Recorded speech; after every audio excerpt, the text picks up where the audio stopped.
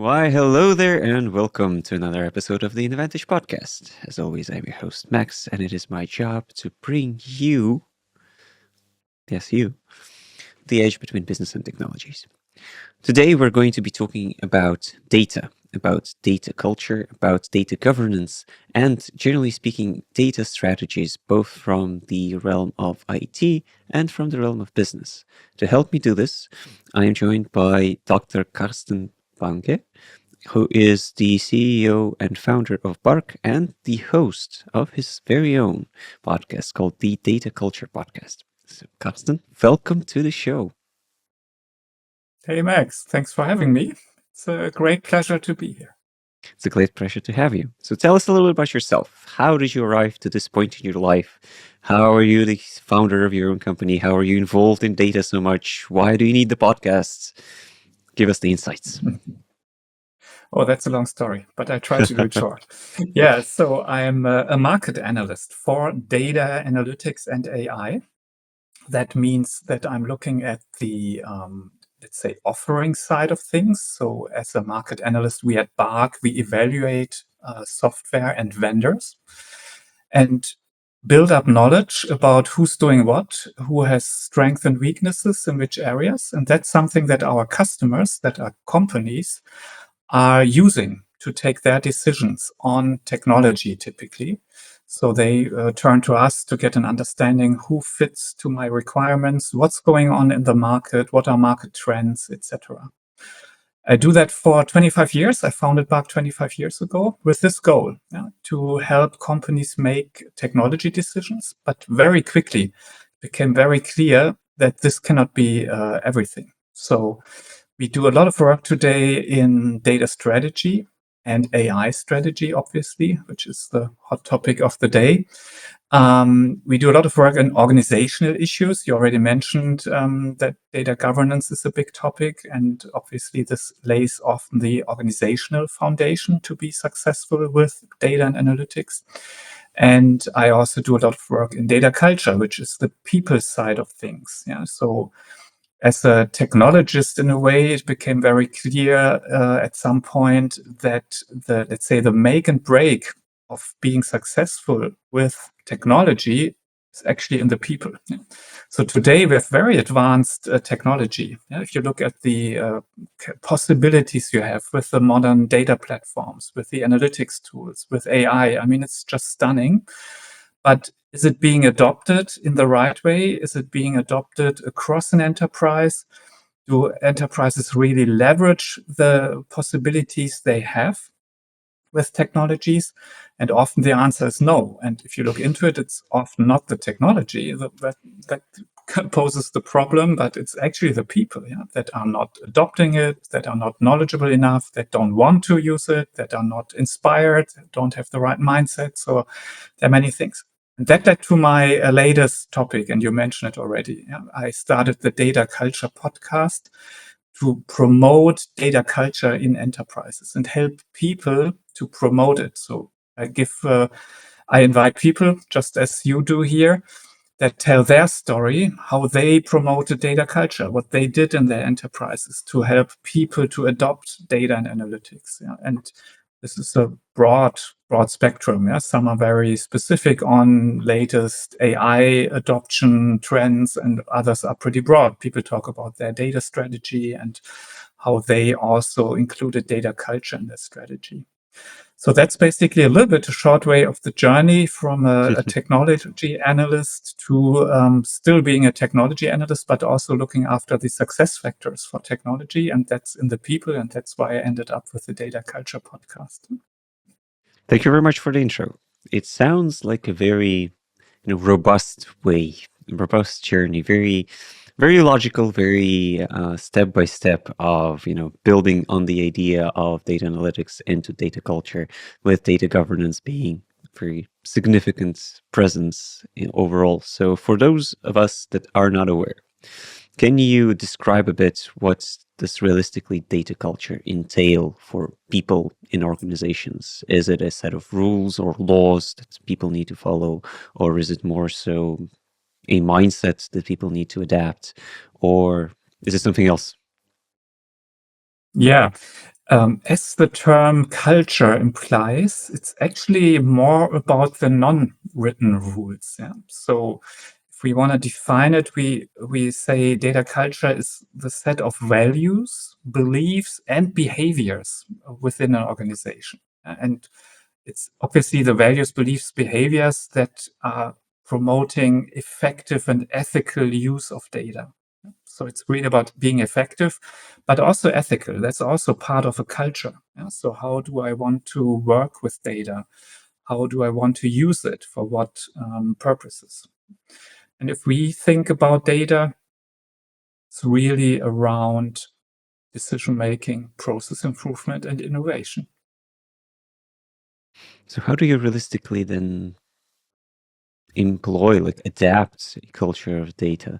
So I've had the chief data officer of Estonia on the podcast some time ago, and he mentioned that creating a data literacy level for the whole country is a very important point for the development of the overall digital strategy for the whole country. But he did mention that realistically it would take them a long time to reach that point, and it would require many different structures and many different people and many different investments from many different types of organizations to reach that point. How does that work on a more scaled version of an enterprise? Yeah, I mean, that's the key question we always get. Yeah. So people typically agree very quickly. Yeah? And I often use the term data culture eats data strategy for breakfast. Yeah? A little bit adopted from, this management literature term, yeah, strategy eats culture for breakfast. No, other way, culture eats strategy for breakfast, which is true for any business strategy. And I'm convinced that the same is true for data. Yeah? So data culture eats data strategy for breakfast. And if people think about it, they very quickly agree. But then the question comes, as you just also did, is okay, but how can I now change that? Yeah? How can I change a culture? And actually, literacy is one of the cornerstones. Yeah. So basically, upskilling people or looking after the know-how and skills of people is obviously one of the important cornerstones. So data literacy initiatives are typically something that companies are adopting quite quickly and that they are often also starting with. And I mean, obviously, there are many things to discuss here, but to give an overview, I would say, but that's not all. Yeah, you need to do more things to improve a data culture in an organization. And to be sure, yeah, the thing of a data culture is it's, as we said, it's about behaviors, beliefs. Yeah. So it's something that you cannot order as a manager. You cannot say, hey, people, starting today, we have a great data culture. Every one of you is using data now. This will not work. Yeah. And you can also not turn it on or off. Yeah, you cannot say, okay, now we do it or we don't do it. So you have to influence it.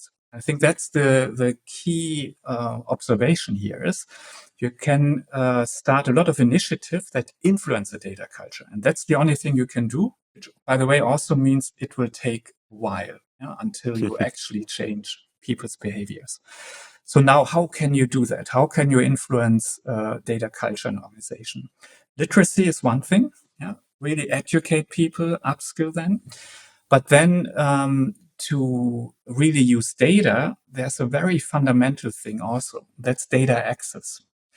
It sounds simple, but the reality, it's one of the main problems organizations have, yeah, to give access to data to people. And it starts with technical limitations. Yeah, sometimes you don't have the right interfaces. You simply, it's technically not available.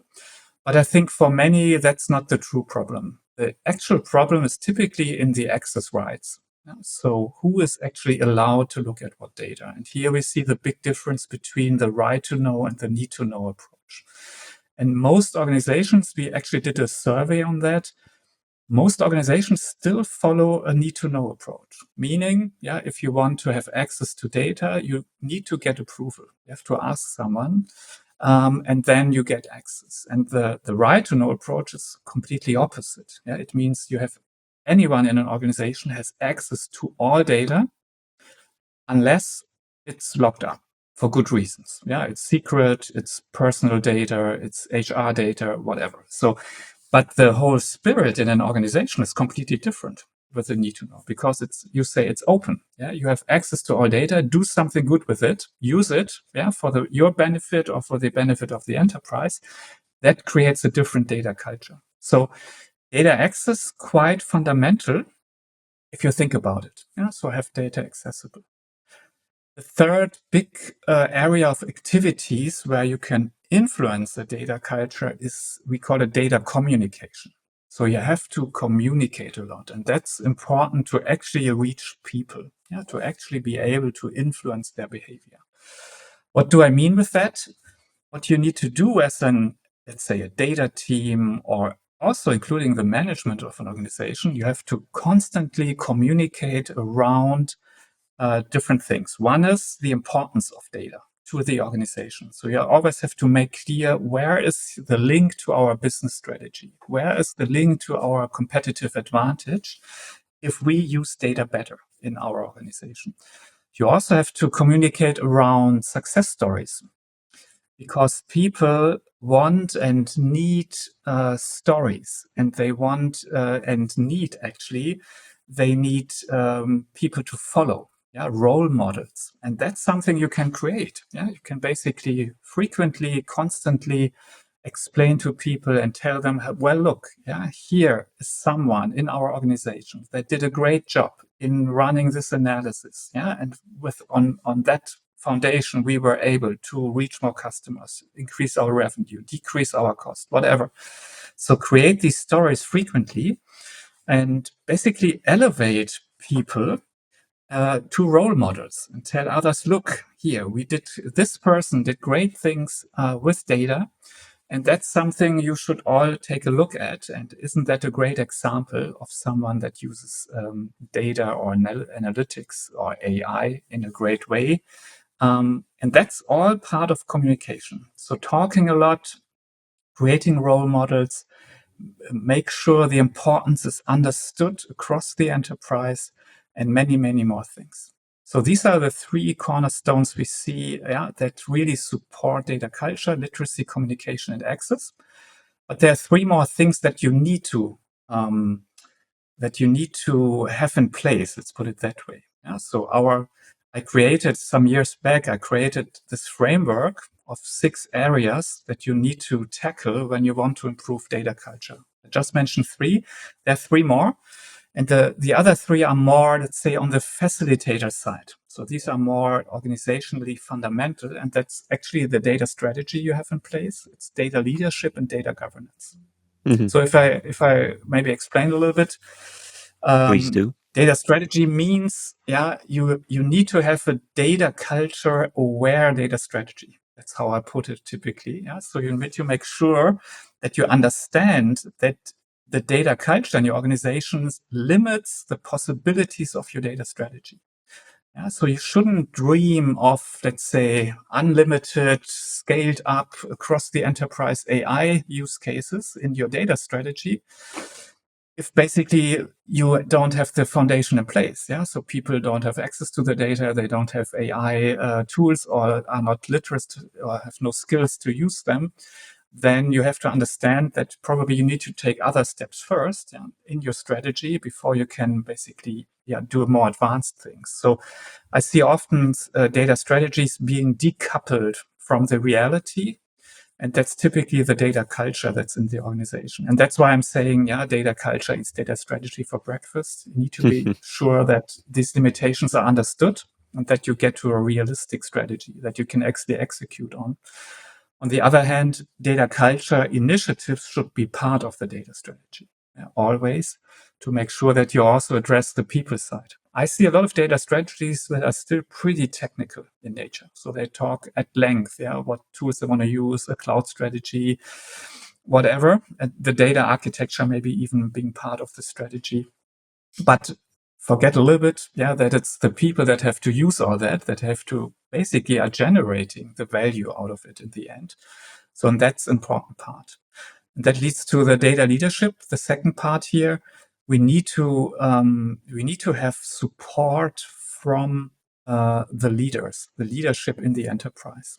I see a lot of grassroots initiatives, so people being convinced, hey, we need to do more with data, but that all has pretty clear limits at some point. So if we don't have this top-down support, it will be very difficult to be really effective in an enterprise. On the contrary, if you have strong leadership, if you have people that are constantly communicating around the importance of data and analytics and show this to the organization that this is important, then you get often, also a change in behavior, which we want. Typically, it's really a change management topic here, data culture, and you need that support. And by the way, just a comment here, our experience is that it's typically not the top management. They often really have a data strategy. They are pretty clear or understand the value of data and AI. But typically, the crucial problems are actually in the middle management. And this is so crucial because that's the level in an organization where the actual resource decisions are being taken, and where people are they assigned to the job or not? Are they allowed? Do they have time to experiment with data, to test a few models on data or not? And do you get enough resources or not? And do you get actual access to data? Or are they sitting on their silo and say, oh, no, this is my data, my power, you don't get that. And that's where basically data culture in the end is truly decided, whether you can influence it positively or whether you hit major roadblocks. So leadership is important. And lastly, data governance, the sixth component of my framework. And here it's really about finding the balance. We see actually that's not super easy in any organization, because obviously you don't want to have no rules, no governance. You don't want to end up in chaos. Typically, most organizations don't. But on the other hand, if you are too strict, if you have too many rules in place, if you have basically lawyers involved in decisions around what to do with data or not, then you often run into a situation where people start to hold back, where they may be even afraid to run the next data project because I think, maybe I get in trouble, because maybe I didn't follow the rule on how to treat this type of data correctly, or how do I treat personal data correctly. And maybe I did a mistake and that brings me in trouble. So probably I'd rather not do this data project, which is obviously what we not want. This is the negative data culture. We want to be positive, but data governance can play an important role, to support that. Maybe I think a good data governance office is supporting people. They are helping them, for example, with data quality. They are helping them how to use data. But if it's too restrictive data governance in place, then we have a negative influence on data culture. So that was a long answer, but maybe it shows you the way I'm thinking, or we are thinking at BARC. We say this answer to your question, how can I actually now influence data culture in my organization? We say this is super important. We have 6 areas that any organization can actually influence, where you can actually do something. You can start initiatives, and that's really in your strategy, in your leadership, in your governance. These are the facilitators. They need to be there. And then you have the enablers that accelerate the transformation to a positive data culture. And that's really literacy, data communication, and data access. Thank you very much. It sounds like a very robust framework from an outsider, at least looking in. Who would you say benefits most from that approach then? Is it large-scale enterprises, international ones, or maybe national ones? Is it applicable even to smaller companies? I understand that most don't deal with huge amounts of data, but then again, some do. Who would you advise to consider it first and foremost? I mean, I'm working on that topic now for several years. Talked to a lot of companies, worked with a lot of companies. I had now almost 150 guests in my data culture podcast. So I think there's a bit of an overview of the market. And my takeaway is actually the company size doesn't really matter, because what I talked about, I mean, you can employ that large scale. We have now large organizations that have people assigned with data culture roles. So their role in the organization is to support data culture. And a great example would be the pharmaceutical company Merck. And they have like, I think 5 to 10 people in a central data culture group. And their only job is to support data culture across the whole Merck group, meaning that they are exactly running the education. They are looking after all these communications. For example, they are communicating a lot. They are, for example, once a year, they do a big gathering, an award ceremony, and basically awarding the best data projects of the year, stuff like that. And so they are really active in supporting data culture. And that would be an example of a large organizations. But everything you want to do, how you want to treat data, how you educate people, how you communicate around top management support and everything else. I mean, that's also applicable to small and medium-sized organizations in the same way. So I think the whole idea is very universal. The actual implementation, obviously, then is different.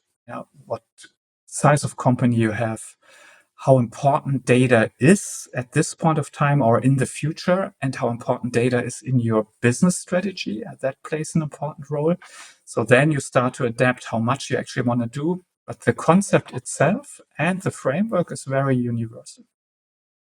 Okay. I was not expecting that, to be honest. I would have thought that something as broad as culture and something as complex as governance are only applicable to complex, multi-layered organizations. And from the way you've talked about it, those are points for specific initiatives. And when I hear that, I immediately picture like a committee of people from different levels of the company being champions of a particular idea, be it either governance or culture or access or any of the other points in the framework that you've mentioned. But it's nice to hear that it is applicable to smaller companies. And I feel that it should be easier to do theoretically for smaller companies, like you have more control over it. So you start building the culture small, and then once you grow the company, the culture naturally extends to everybody in the organization. Am I correct in that assumption? What do you think? You are. As I said, it's really the way it's executed. But just an example, I also see that many smaller scale organizations are aware that they need to do more in data literacy, that they need to get their people educated in AI and how to use it and things like that. So I think that's independent of company size. But what I just mentioned, that you have people assigned to data culture roles, that's typically a thing of a large organization, where you have the resources, but also the complexity and the size and the scale that you. I think it's a good idea, to assign this actually to people to make sure how important this topic actually is, and that it's a true success factor. But again, if you don't have enough resources to look after it, then you will not change a lot. Indeed. But I feel that data in and of itself is a very important, very critical, and very complex field of, of building an enterprise, of just life nowadays. Like, it depends on the amount of data you get access to and how do you work with it and what type of data. Is it sensitive? Is it non-sensitive? Is it private? Is it public? There are so many things that go into data that it's easy to generalize data as a whole. But there is also, I feel, a lot of context as to what kind of data you're working, and that probably maybe influences the culture that you need to build, at least from the access standpoint. That kind of, in my mind, immediately influences it. If you're working for the government with sensitive data, it cannot be open to anybody. Even if you really want that culture to thrive, that's probably just impossible. So do you have any interesting examples of companies that have a successful data culture besides the smaller one that you've mentioned? Maybe some enterprises out there that are the shining beacons of great data cultures with a robust data governance model that everybody can look up to. Well, maybe just one comment on what you just said. There obviously is also a big influence from the company culture on the data culture. I see this was one of the big areas of influence. Yeah. So, for example, nowadays many organizations are moving towards data products. Yeah? So they want to change the way they want to share data. They want to use it, and data products is very popular.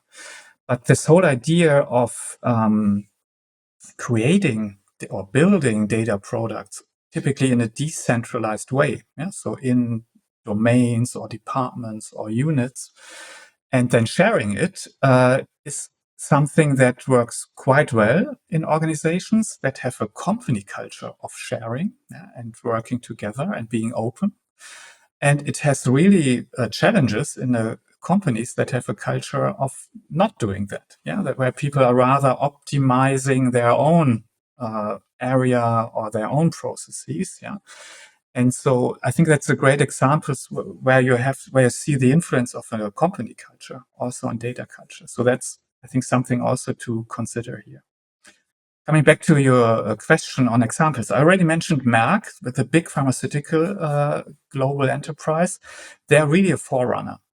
I mean, they are really in the forefront, but there are many more. And I interviewed a lot in my data culture podcasts. And what I also did is a research project on who is actually looking after data culture in an extensive way, in such an intensive way that you even assign roles, for example, to that. And that was quite interesting. I just did it because we just ran the first Data Culture Summit, a pan-European event. And we brought these people together that are looking after data culture in their organization. And that was a great gathering. And we for sure will do it again because it was really a lot of energy in the room. So what we found is, yes, it was more the larger enterprises, yeah, that were really attending this, where you find people that are, let's say, really looking after this specific topic of data culture. What we also found is when we looked at the roles, let's say from a broader perspective, that Europe is leading the way. Yeah? So you have way more people in Europe that we can find that are looking after this. What we did is we did LinkedIn research. So that's the limitation here. That's the data foundation.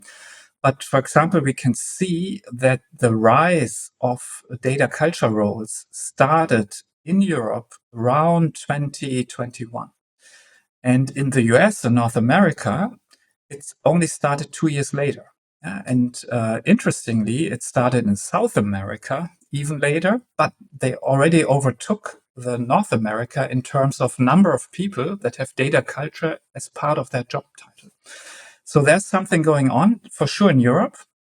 It's a big dynamic in South America, and it also grows in North America, but not in the same speed as in Europe or South America. So I found that quite interesting. Now, if you look into Europe, it's actually the UK is leading here with most people. And Really? but then it's also Germany and other European countries that are really looking after this. And with that, or maybe to give you another data point, we see that the companies in the financial sector are much stronger adopting this. I mean, if you think about it, it makes a lot of sense. I mean, basically all they have is data. And they also are typically the forerunners in data governance and data quality things, partly because of the regulation, yeah, because of the compliance pressure they have to really look after data.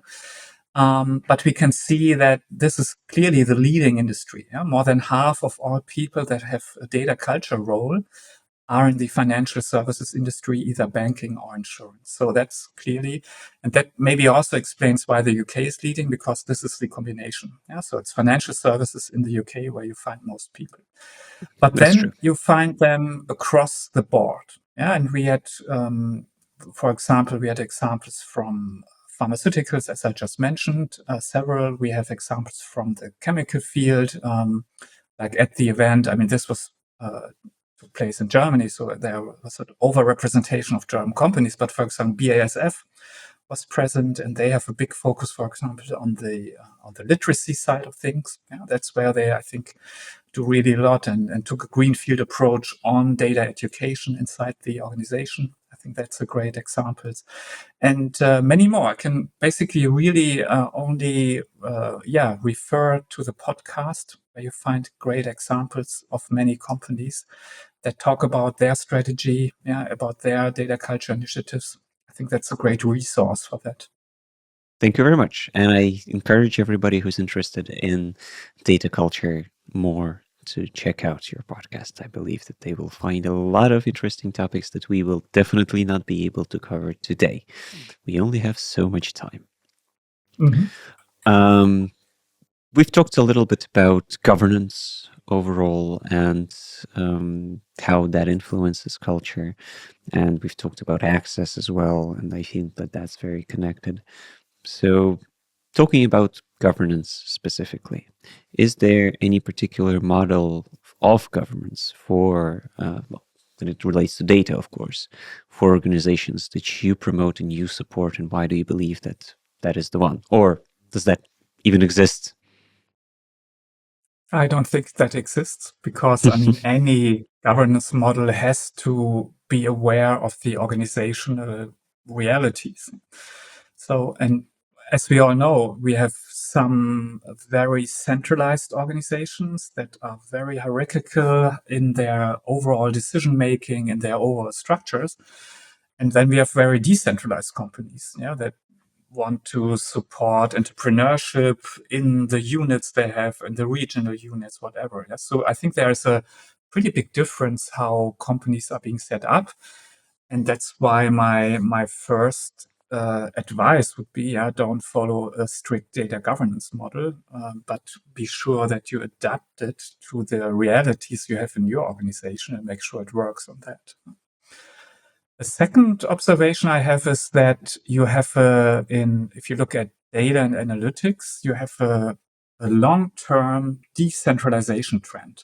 That's going on now for several years. And the key idea is that you try to decentralize the, let's say, ownership of data, but also the responsibility to work with it.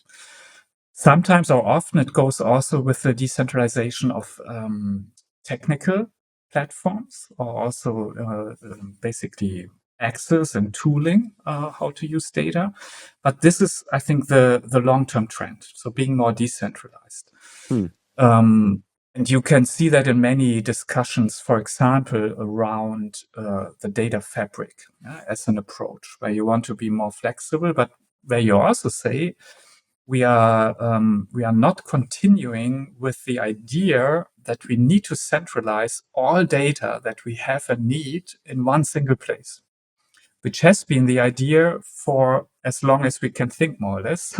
Because starting in the 1990s, the data warehouse concept was exactly proposing that. Bring all data to one database, one place. And the data lake concept also proposed that. Just a different technology and more data and different types of data now, but all to one place. The data lake house is basically the same thing.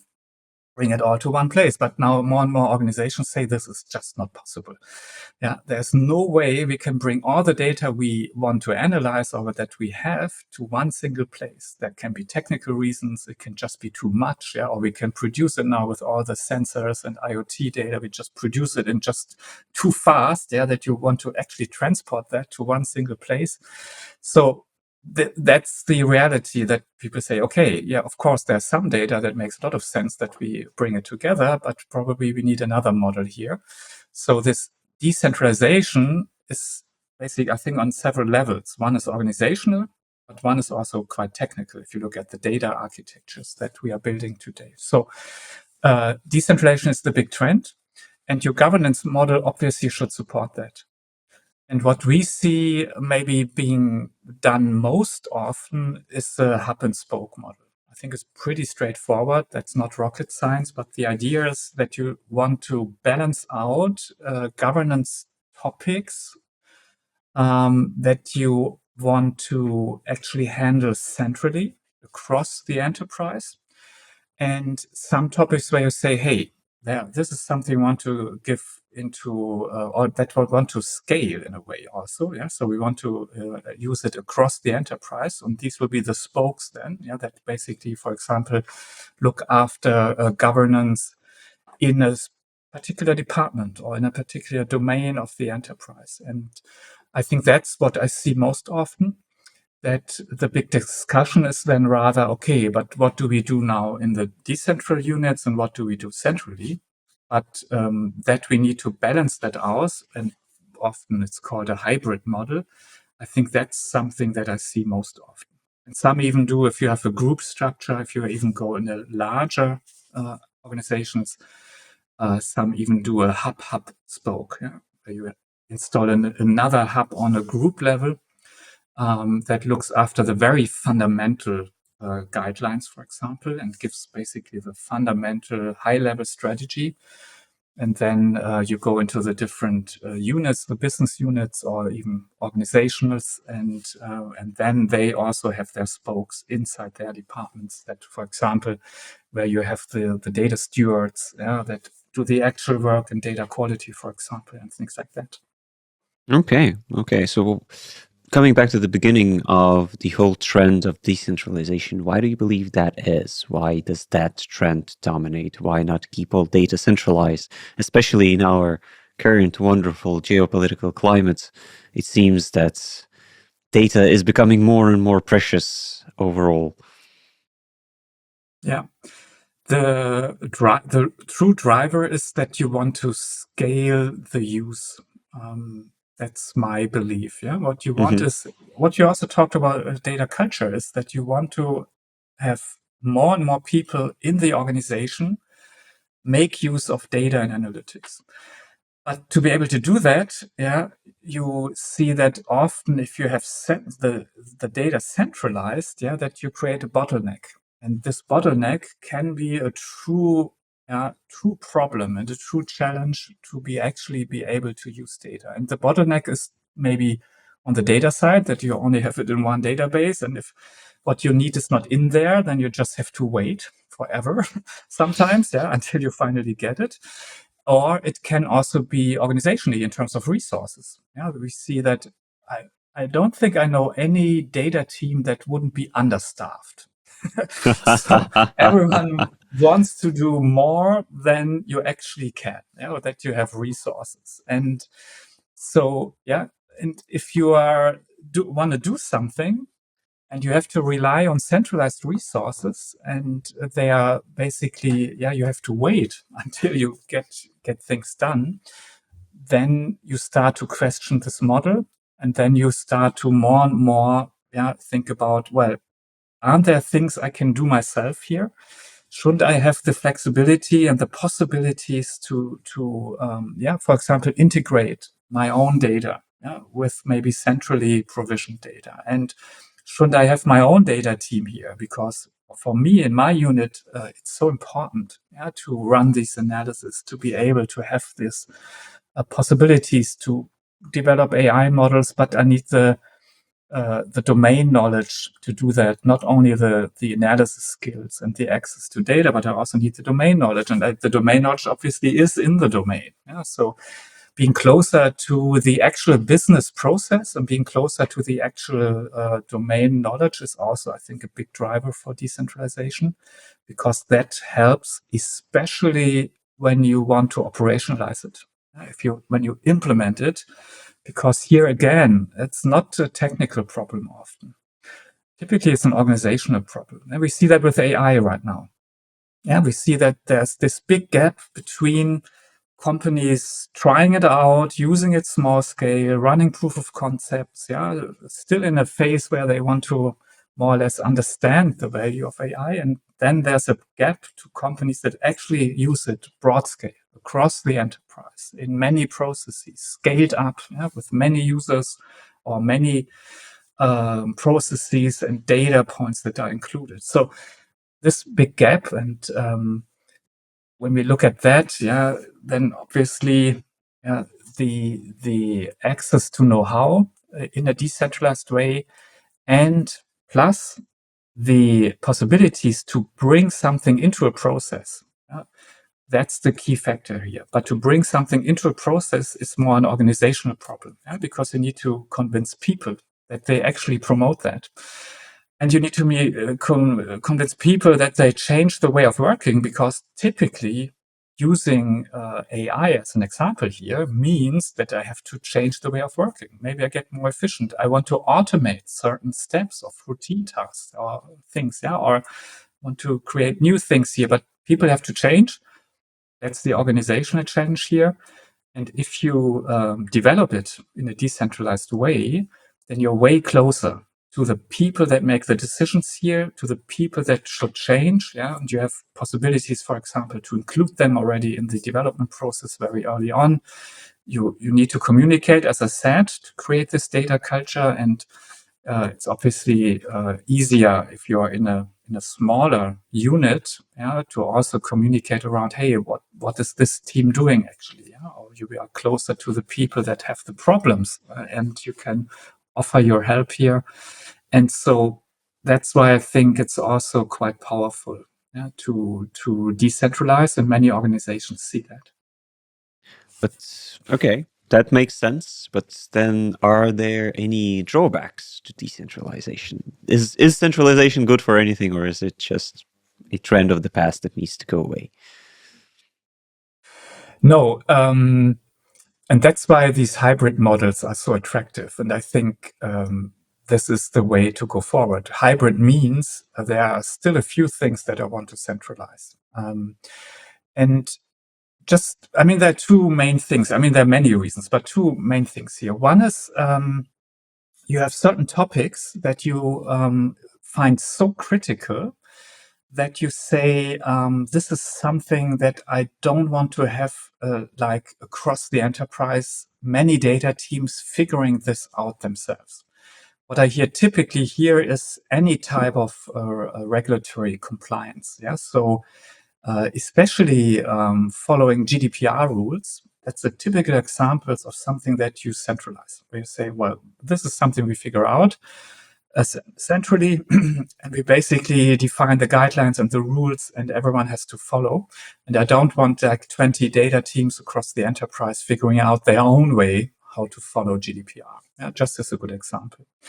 So let's say crucial topics often are still centralized. Then sometimes you have topics where you don't have a lot of know-how because they are very specific, where you say, well, this is maybe something that I start centrally because there's a lack of know-how.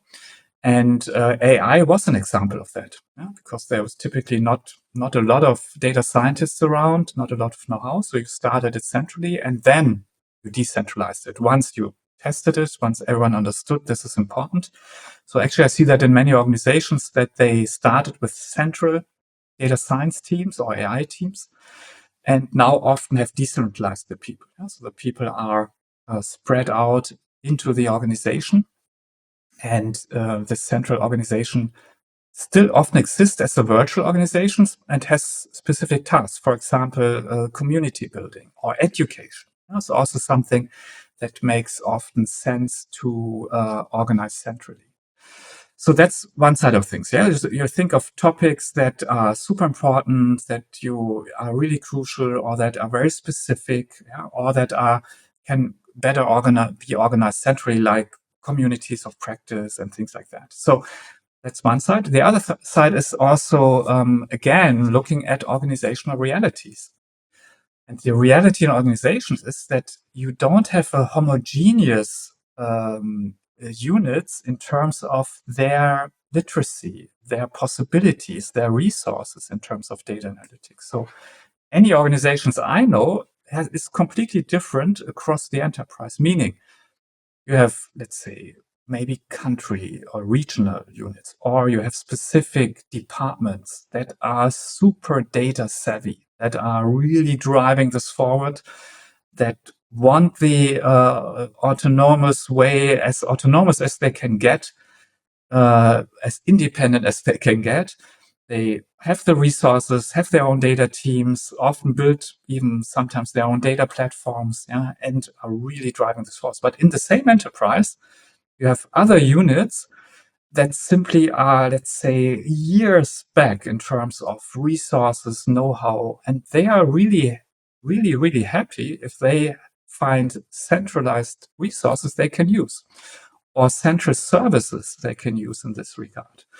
So we typically, if we design these types of governance models with enterprises, we make sure that this is understood. Yeah, there is not one model, and no one is fully decentralized, and no one should be fully centralized. But everyone should be in between them and be clear. Okay, there's a set of services that you need, or that you basically things that you need to do when you want to use data and AI.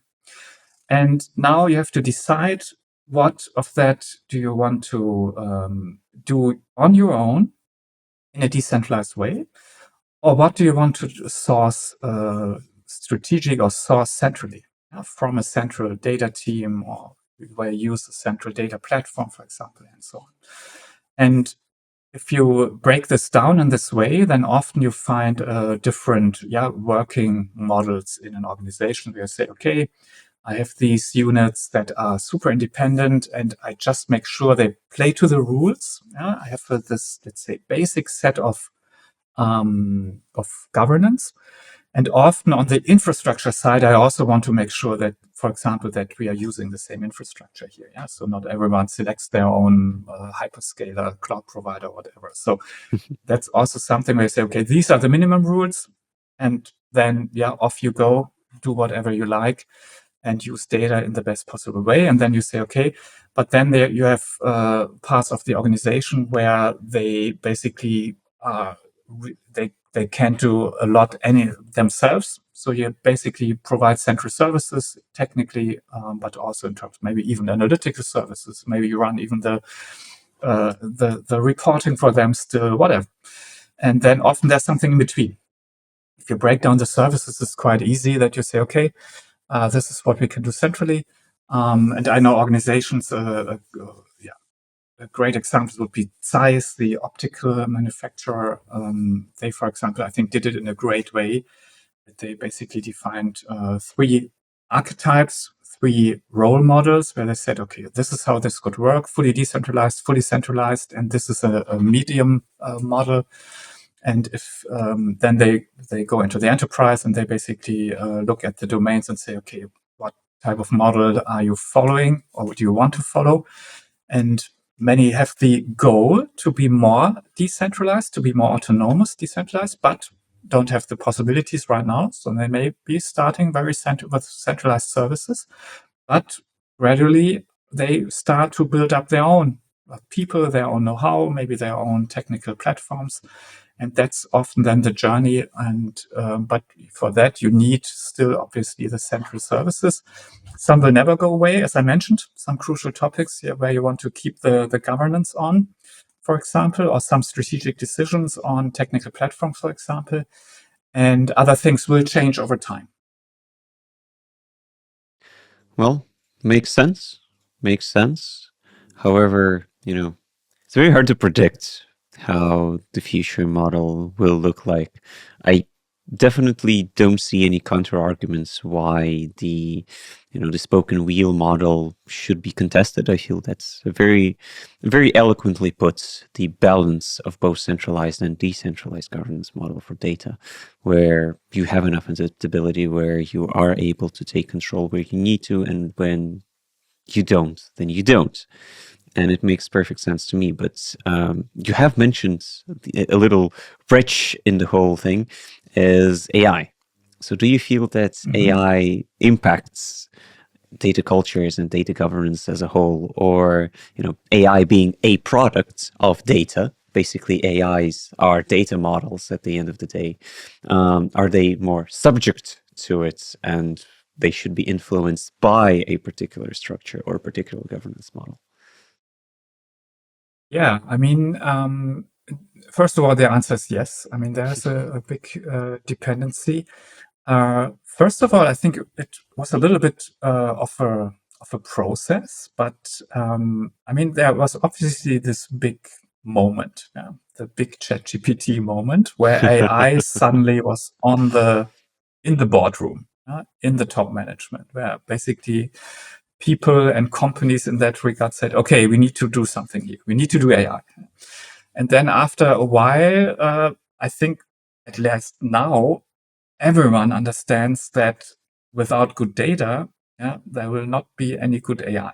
So I think I think it's now pretty well understood. Yeah? So we have a clear dependency here. Yeah, if you want to run more AI, want to do more AI, then you obviously also have to look at your data and how you treat it, how the quality is, how you work with this, how you govern it, and so on. Yeah?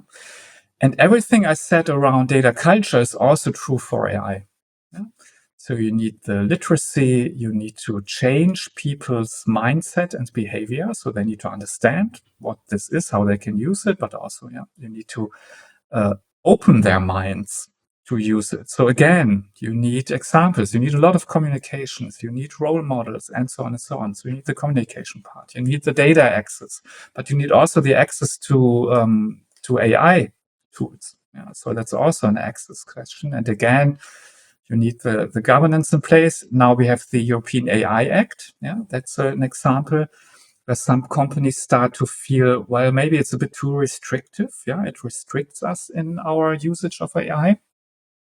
Others are not so negative. They say, well, at least we have a clear framework. At least we know what we want to do, which is also value. So we are not in the uncertain. So, but that's, I think, a good example that AI governance has obviously a strong link to data governance in this regard. Yeah, and you need leadership, and then you need also a strategy around AI. So anything in terms of culture is true that I said, and also you can actually a lot of the initiatives that you can take are universal. Yeah, so it's the same idea, the same approach. And previously, you thought about more, let's say, data access things, data management topics, and let's say more traditional analytics, BI and analytics in a way. Now you think about, okay, how do I manage data for AI, which has some differences, obviously. How do I gain more AI literacy? But that in a way changed the subject a little bit, but it didn't change the overall approach. Okay. I want to kind of try to bring it down a little bit to the layman's terms. So, for example, in our organization, I've always considered us to be very data-driven in a sense that we are a tech company and we do a lot of custom software for much larger organizations, which kind of just naturally gives us the framework of acting in a similar manner to them while being much smaller. And what also kind of brings its own expectations towards data culture as well. At the very least, data access is mostly restricted because we come in as an outsider, we do a limited piece of a functionality or a software, and then we either leave or we stay in our own bubble. So we are definitely very rarely given all access to all data of our clients. Just doesn't make sense for them. Internally, as a software engineering company, we like basing our decisions on data. So again, traditional like BI, right? We see the numbers and we try to predict where to go with those numbers. So when AI came around, first of all, it was not a surprise because we are a software company and we've been dealing with data solutions and environments for a while. And, AI has existed for a long, long time in one form or another. It's just that everything became AI suddenly. You no longer talk about data that much. You now talk about AI constantly, even though you talk about the same thing. And you already have kind of the culture and the framework of trusting the data first and then making a decision. But in similar organizations or in other organizations that aren't as data focused as us, from what I've seen personally, I see that there's this kind of trend or desire to just make shortcuts with AI, like why do we need to build a custom data model based on our like marketing, sales performance or our delivery processes when we can just throw it at ChatGPT and it will give us some insights and that's enough? And then again, layman's terms, right? So as kind of a user of this whole experience, I feel that ChatGPT is not a data analytical model. It's a language model. It can give you very convincing information that looks like true, but it will probably not give you deep data insights into your situation. You need more complex tools for that. So if you come at it from an angle of data and complexity, then it's easy to correct ChatGPT or Minstrel or Grok or any other LLM into what you need. You can use it as a tool. But if you come at it from the other angle, where you want to step away from the data and view the data through the lens of an AI model, then I believe it's a very dangerous situation for an organization to be in, because you lose access to the data and you lose even the skill set to analyze it. So my question, sorry for being so long, is, in your opinion, generally speaking, organizations that try to be data-driven, at least, how do they approach it? What's their solution to this dilemma? Do they go from the LLM side and try to build an AI that is smart enough to interpret the data? Or do they understand the limitations of those tools and just rely on data as they've always been, being more conservative in that regard? Yeah, I think the challenge is to do both at the same time. Because yeah, I'm serious. Because if you look at the data and how you can use it, then typically you run into lots of problems. Quality is not right, models are skewed, whatever. Yeah, so often, again, I think AI was a great starting point, to take another look at your data. And typically, if people take a closer look, they don't like what they see because it's so problematic. Typically, they also didn't invest enough over the last years. So typically that they could work along with the quality they had, and which was problematic, but somehow it wasn't important enough to really invest in it. So what I'm saying is, if you want to do it right, you need to invest time and money. And that's something that's problematic if you now see the potentials of AI. That what you don't want to hear is, if you want to use it, that you go into the organization and say, well, let's do something here.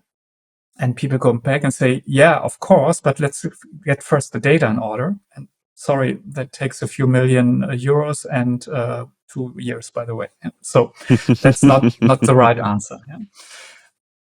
But I'm not saying you shouldn't do it, but you have to do it in a way. But at the same time, you have to find the use cases and the ideas where you can do something. That's the important thing. That's why I'm saying you do both. You need to show the value. You need to find the cases where you can do something to, first of all, leverage the first benefits, or get the first benefits. But secondly, also, I mean, it's a learning process, and you can typically learn by examples. You can learn, do you understand there? You have these famous lighthouse projects or cases, where you can show, okay, this is how we did it. This is how we used the new AI technology, and this is the outcome, and this is what we could achieve from a business standpoint. And then you start to get the buy-in and more projects. But this also buys you a bit of time, to get your data in order, to basically work on both at the same time. So if you want to do a textbook, you first would look at the data, and then you have a good foundation, and then you can run the great AI use cases. But that's not a good way to approach this.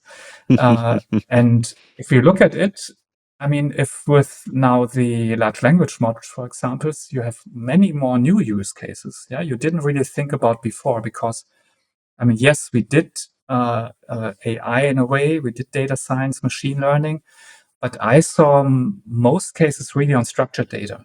So, and these NLP teams, and they were often very small, and there was not a lot going on in a way. So what I'm seeing is a lot of new use cases, new possibilities. where you basically can already use this technology, and where you can also do interesting things and actually generate value. While at the same time, yes, you have to take a look at your data foundation, and often you have to invest in that to be able then to do more things, more interesting things, and let's say get the benefits long term. Okay, no simple answers. Still, Of how course shocking not. that is. The world would be too easy, yeah. Yeah, it would be too easy, too boring if everything would be just, yeah, sure, you just choose one and that's it. Looking towards the future then, what do you think is the current biggest blind spots of companies implementing data cultures, implementing data governance models, and working with AI? Oh, I'm sorry. Well, I think many things are now well understood, actually.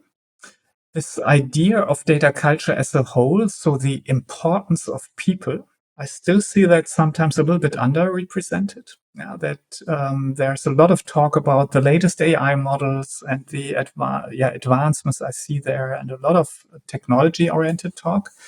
But still often, people forget that it's in the end, it's still people that make the difference, and that are maybe even more important than ever, even though you use technologies where you try to get rid of people. Yeah, if we are honest, in a way, you're automating more things, and that means you're shifting what people are doing or should be doing, or you can increase the efficiency of people way or a lot. That's what's happening. But still, you need to bring people through that journey, and to be able to actually get to the benefits of all of this. Yeah. So I think data culture in itself is still a blind spot for too many organizations. I think that's a key thing here. And another thing that I'm observing is that the, I would say, breathtaking speed of development is often not really seen in organizations, because I think you can only make a prediction or start to plan for your enterprise, what you might be doing in 3 or 5 years' time. I think you can only do that in a good way if you understand how fast this development actually is. To give you a bit of an idea what could be possible in, let's say, in a short time frame. And I think that's still something that's not in any organizations or with anyone really well understood, how fast this actually goes. And then you start your imagination, what you could do with these type of technologies. And I think that's also something where I see not enough people in organizations being really aware of that, or really thinking about it, and starting to at least try to imagine what they could do with that technology. So I think that's a first point, to also start to drive change, to try out new things, to think about, okay, what could be next in our enterprise.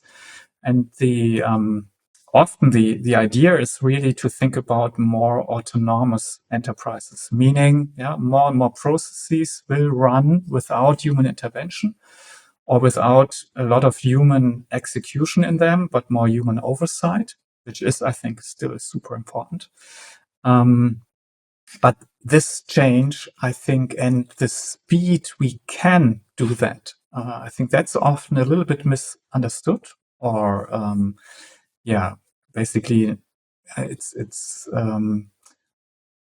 not understood in the right way, meaning that there's the danger that you as an enterprise are becoming less competitive, because maybe in your industry there are companies that understood that and basically took their actions based on maybe latest technology or assumptions, what they could do in the future with that. Or you even have some disruptors, some new companies entering your field based on their know-how around how to use data, how to automate processes with AI.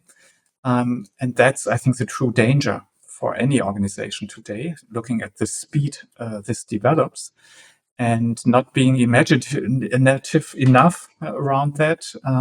I think that's, if you would call it a blind spot or a real danger. Thank you. Thank you, Carsten, very much. Let's close off with a simple advice maybe that you can give to CIOs or other technology leaders, and specifically, data leaders, as to what do they need to do to establish a great data culture in their organization, or at least to start to. Yeah. First of all, start. That's the first advice. Yeah. Don't ignore the topic. Start to do something. Then I would say our framework with 6 areas how to influence data culture is a good starting point, because it gives you at least a structure where you could basically look into that and say, okay, what's my setup today in this? Maybe I'm already pretty good, but then I can focus on other things. So I think these 6 areas. I think if you want to, where do you start? Typically also depends on the company where it is, where you are strong, where you're not so strong. But I often see what's a little bit undervalued, or where companies say, hey, I didn't expect that this is so important. So I didn't really look at it before, but now I'm into 1 year, 2 years into my data culture journey. And now I realize it. That's typically data access and data communication. These are typically the 2 areas where companies say, hey, I really didn't understand at the beginning how important that is. And so maybe that's my advice, to take a special look at these 2 topics. Thank you. Thank you very much. Where can people find you? So where do people find out more about data culture besides the podcast, of course, but you do need to mention it once more just for safety's sake. Of course, the Data Culture Podcast, you need to listen to that. No, you find me as a person on LinkedIn. The BARC organization is now 60 people, all dedicated to make the market more transparent, to bring information to the market, what's happening in data and analytics. You find that at barc.com. And I think these are the main ways to get in touch here. Thank you. Thank you very much. And thank you for listening to today's episode. Please leave your comments, like and share this video on YouTube or anywhere else that you listen to your podcasts. Give us ideas for next episodes and what do you like to hear about. And for now, do start your data culture journey, because the journey is a long thing and you can start it very easily right now. Goodbye.